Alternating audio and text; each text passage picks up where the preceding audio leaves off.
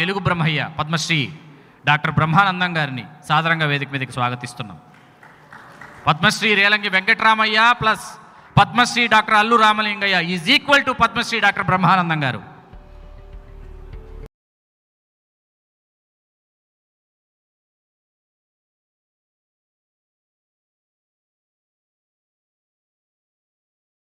రండి సార్, ఇక్కడ దాకా రండి సార్, ఒక్కసారి ఇక్కడ దాకా రండి సార్. ఎందుకంటే ఇక్కడి వరకు తెచ్చిన వాళ్ళు మీరే కాబట్టి. వెళ్ళండి సార్, ప్లీజ్ ప్లీజ్.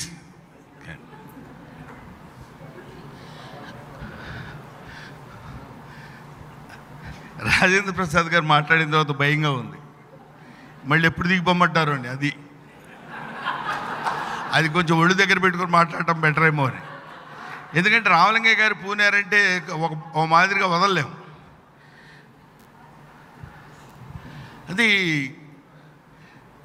కీర్తిశేషులు జంజాల గారి దర్శకత్వంలో చంటబ్బాయి సినిమా యాక్ట్ చేసేటప్పుడు జంజాల గారు చిరంజీవి గారితో పరిచయం చేశారు. చిరంజీవి గారు అదంతా ఒక పెద్ద స్టోరీ అనుకోండి.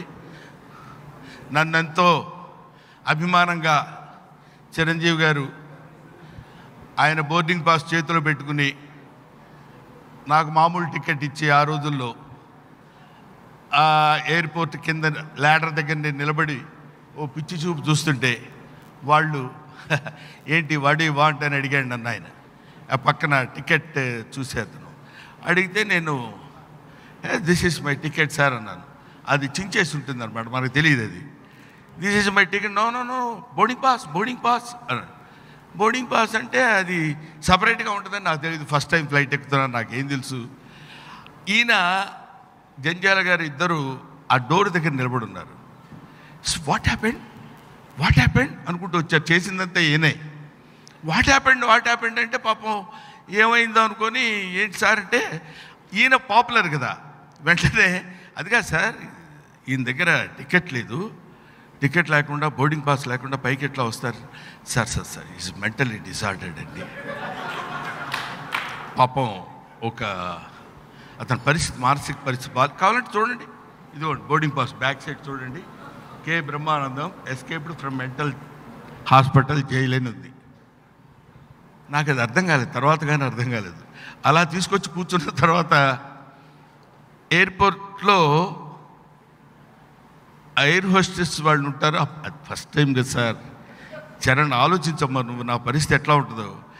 నేను గబగబా వెళ్ళి అందరు ఎక్కుతున్నట్టు ఫ్లైట్ ఎక్కితే ఇక్కడ ఎయిర్ హోస్టెస్ అని ఉంటారు, వాళ్ళ కాళ్ళకి దండం పెట్టాలి, వాళ్ళు బ్లెస్సింగ్స్ ఇస్తారని చెప్పాడు.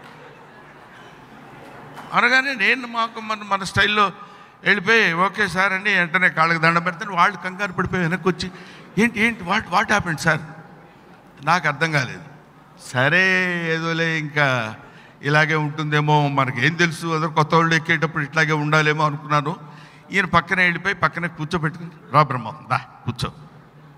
ఏమి మర్యాదలేండి గుర్తు తెచ్చుకుంటే ఎప్పటికీ. సరే పక్కన కూర్చున్న తర్వాత చాక్లెట్స్ ఇస్తున్నారు. నిజం సురేష్ గారు టెంప్ట్ అయ్యా ఒకటి తీసుకుందామని. బ్రహ్మం బాగున్నాయి కదా అని గబగబా తీసుకుంటామేమో. ఒక్కొక్కటి 1500 రూపాయలు అవుతుంది, 2 తీసుకున్నట్టే 3000 కట్టాలి. అది సార్ నా ఐ డోంట్ వాంట్ అని చెప్పి అక్కడి నుంచి వచ్చిన తర్వాత మరి ఏం జరిగిందో ఏంటో తెలీదు. డైరెక్ట్గా చిరంజీవి గారి ఇంటికి వెళ్ళాను. చిరంజీవి గారి మదరు, అప్పుడే నాగబాబు గారు అక్కడ, పవన్ కళ్యాణ్ గారు అందరూ వాళ్ళ ఇంట్లో ఉండి, ఆ తర్వాత నెక్స్ట్ డే చంటబ్బాయి షూటింగు ఒక హై స్కూల్లో జరుగుతుంది. ఆ హై స్కూల్లో ఆలీ గారు, అల్లు రామలింగయ్య గారు అక్కడ ఉన్నారు. వాళ్ళకి నన్ను చిరంజీవి గారు పరిచయం చేశారు. ఇది చెప్పడం కోసమే మాత్రం ఇంతసేపు నేను చెప్తున్నాను అంతే. అది కూడా ఏదో సీరియస్గా చెప్తే బాగుంటుంది కాబట్టి, కమెడియన్ కాబట్టి కొంచెం నవ్వుతూ చెప్పాలని, నవ్వించే ఇన్సిడెంట్ కాబట్టి చెప్పాను. అల్లు రామలింగయ్య గారు ఆయన గురించి చెప్పాలంటే ఇందాక అన్నయ్య చెప్పినట్టు ఒక మాటలో 2 మాటలో తేలేది కాదు. అరవింద్ గారు ఎక్కడున్నారు? మీరు అట్లా మాట్లాడుతుంటే నాకు ఇక్కడ డిస్టర్బెన్స్ అవుతుంది. 5 నిమిషాలు ఎక్స్ట్రా ఇవ్వాల్సి వస్తుంది. చూడండి, అందువల్ల అక్కడ ఆయనతో పరిచయం ఏర్పడిన తర్వాత అల్లు రామలింగయ్య గారికి నెమ్మదిగా ఆయనతో పరిచయం ఏర్పడింది. వాళ్ళ ఇంటికి వెళ్ళటం అలవాటైన తర్వాత ఆయనతో నాకు పరిచయం అయినప్పుడు ఎన్ని జోకులు చెప్పేవారంటే ఆయన చచ్చేటి నవ్వొచ్చేది. అది విడిగా ఉన్నదానికంటే మామూలుగా ఆయన విడిగా కూర్చున్నప్పుడు మాతో వేసేటువంటి జోకులు ఎంతో, అంటే అది నిజమండి అమ్మతోడు నా మాట నమ్మండి, ఇంక అంతకంటే మీకు నేనేం చెప్పగలను అని అనాలి తప్ప ఇంక అంతకంటే వేరే వర్డ్సే ఉండవు. అంత అద్భుతమైనటువంటి నటుడిగా ఇప్పుడు అందరూ చెప్పారు ఆయన యొక్క గొప్పతనం గురించి. ఆయన ఎంత గొప్పగా నటిస్తారు, ఎంత బాగా నవ్విస్తారు, ఆ నాటంలో ఎంత డిగ్నిటీ ఉంది, ఇదంతా చెప్పారు. యాజ్ ఏ హస్బెండ్ ఆ మహాతల్లికి ఆవిడ ఎక్కడున్నారో ఆవిడ పాదాలకి శిరస్సు వంచి పాదాభివందన చేస్తున్నాను. రామలింగయ్య గారి మిస్సెస్ ఆవిడ, వీళ్ళంతా అరవింద్ గారు వాళ్ళంతా చిన్నపిల్లలుగా ఉన్నప్పుడు ఆవిడ ఎన్ని పడింది ఆయనతోటి.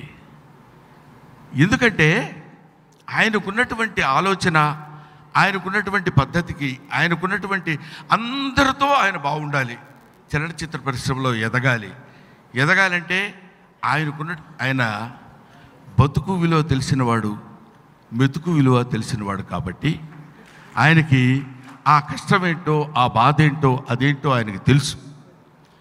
స్వతంత్ర సమరయోధులుగా ఉన్నప్పుడే, ఆయన జైల్లో ఉన్నప్పుడే ఎవరైనా ఊహిస్తారా? అల్లు రామలింగయ్య గారి చరిత్ర, స్వాతంత్ర సమరయోధుడిగా ఆయన ఉన్నాడన్న సంగతి ఇప్పుడున్నటువంటి వాళ్ళలో చాలామందికి తెలియకపోవచ్చు. అంతటి సామర్థ్యం కలిగినటువంటి మహానటుడు ఆయన, మహా వ్యక్తి, ఏ గుడ్ హ్యూమన్ బీయింగ్ ఆయన. అటువంటి వాడు, ఆయనకి అల్లు అరవింద్ గారు లాంటి ఒక కొడుకు. నృత జల పూరితంబులకు నూతులు నూరిటి కంటే సునృతవతమొక మావిమేలు అంటాడు. అంటే 100 వాటిని ఏమంటారు, ఉప్పు నీళ్ళ బావుల కంటే ఒక్కటి మంచినీటి బావి మేలు. ఒక్కటైనా మంచినీళ్ళ బావి ఉంటే చాలా బాగుంటుంది కదా అని. అటువంటి వాడు అరవింద్ గారు. ఇది అరవింద్ గారిని పొగట్టడం కోసం నేను చెప్పేది కాదు. ఇంక ఈ ఏజ్లో ఏం పొగుడుతాను ఆయన, నేను చెప్పండి. ఆయన మాత్రం ఈ ఏజ్లో ఏం పొగిడించుకుంటాడు చెప్పండి. కాకపోతే ఇక్కడ ఉన్న యథార్థం ఏంటంటే, a truth behind it is father. ఆయన చనిపోయిన తర్వాత, చనిపోకముందు ఫాదర్ని ఎలా చూసుకున్నారో అతి తక్కువ మందికి తెలిసిన వాళ్ళలో నేను ఒకడిని. He has got tremendous love and affection towards his father. చాలామంది తండ్రులంటే చాలామంది కొడుకులకి ప్రేమ ఉండవచ్చు, కానీ అరవింద్ గారికి ఉన్నటువంటి ప్రేమ ఇంకా ఇంకా ఇంకా ఎక్కువ అని చెప్పాలి. 18 సంవత్సరాలు కంటిన్యూస్గా అరవింద్ గారు అల్లు రామలింగయ్య గారి స్మారకమైనటువంటి ఆయన పేరు మీద అవార్డు నిర్వహించి ఇచ్చి, సారిపల్లి కొండలరావు గారు ఎదురుగా ఉన్నారు, ఆయన పేరు మీద నేషనల్ అవార్డు ఇచ్చినటువంటి గొప్పతనం అల్లు అరవింద్ గారి. ఈరోజు ఆయన వాళ్ళ నాన్నగారి గురించి ఎవరైనా మాట్లాడుతుంటే, నేను ఎప్పుడైనా ఫోన్ చేసినప్పుడు వాళ్ళ నాన్నగారి గురించి మాట్లాడుతుండేవాడిని. ఏరా ఇదిగా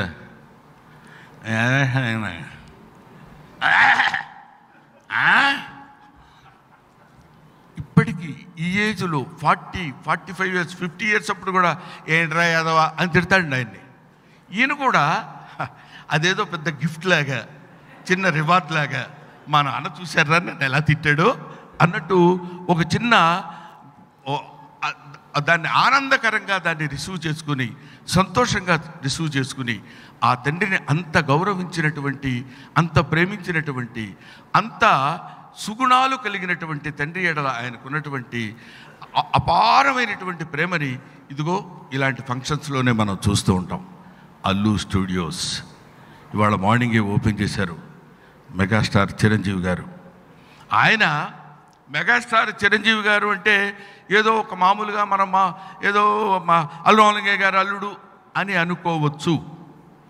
కేవలం అల్లు రామలింగయ్య గారు అల్లుడు గారుగా మాత్రమే కాదు, అది ఒక వటవృక్షం, ఒక మర్రి చెట్టు. ఆ చెట్టు నీడన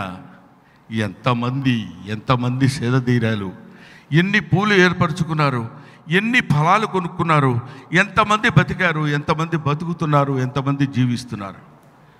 సచే అది కొంతమంది కూడా కాదు, అతి తక్కువ మంది మాత్రమే ఉంటుంది. అటువంటి వాళ్ళల్లో చిరంజీవి గారు ఒకడు. ఆ చిరంజీవి గారు 40 ఏళ్ల నుంచి నాకు పరిచయం ఉందని చెప్పుకోవడానికి we feel proud to say that we are the contemporary of Chiranjeevi. ఆయన పేరు చెప్పుకొని మేమందరం ఇవాళ ఇటువంటి పరిస్థితుల్లో మేము ఉన్నాం. అటువంటిది రామలింగయ్య గారి గురించి ఇంకా ఎంతో మాట్లాడాలని ఉంది. ఈయన ఎదురు పక్కనే నిలబడి ఉన్నాడు. అయినా వెళ్ళిపోమని వరకు చెప్తాను, నాకేంటి, ఇంక దేవాయ బాబు అన్నంత వరకు చెప్తాను. రామలింగయ్య గారి గురించి ఎంత చెప్పినా నిజంగా ఒకసారి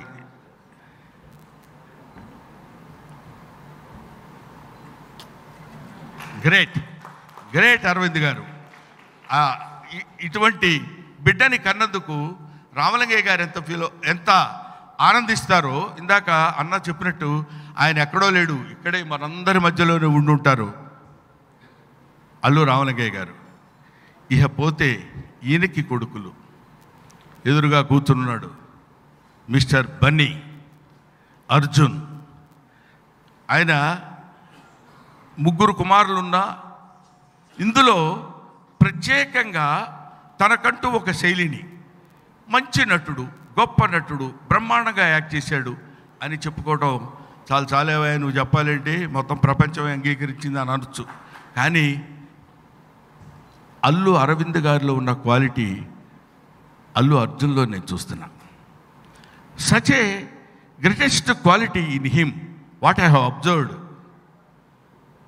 నాకు చాలా ఆనందం వేసినటువంటి విషయం వాళ్ళ నాన్నగారి అంటే అతనికి అంత అభిమానం.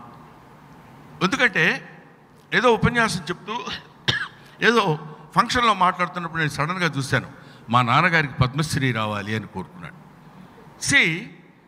It's a desire, it's an affection towards his father. మా నాన్న అలా చూసుకోవాలి అని ఈయన ఎలా అనుకున్నాడో, ఇది ఎక్కడి నుంచి వచ్చిందంటే ఆ తానులోదే కదా ఆ గుడ్డ అన్నట్టు వాళ్ళ నాన్నగారి దగ్గర నుంచి ఆయనకి సంక్రమించింది. అలాగా అల్లు రామలింగయ్య గారు ఒక తండ్రిగా, ఒక వ్యక్తిగా, ఒక స్వాతంత్రోద్యమ కారుడుగా, ఒక మహానీయుడుగా మా లాంటి కమెడియన్స్కి ఎంతోమందికి ఆదర్శప్రాయుడైనటువంటి అల్లు రామలింగయ్య గారి గురించి 2 నిమిషాలు మాట్లాడుకునేటువంటి అవకాశం నాకు కలిగినందుకు నేను నా హృదయపూర్వకమైనటువంటి కృతజ్ఞతలు అరవింద్ గారికి, మిగతా అందరికీ తెలియపరుచుకుంటూ మీ దగ్గర సెలవు తీసుకుంటాను. Thank you very much.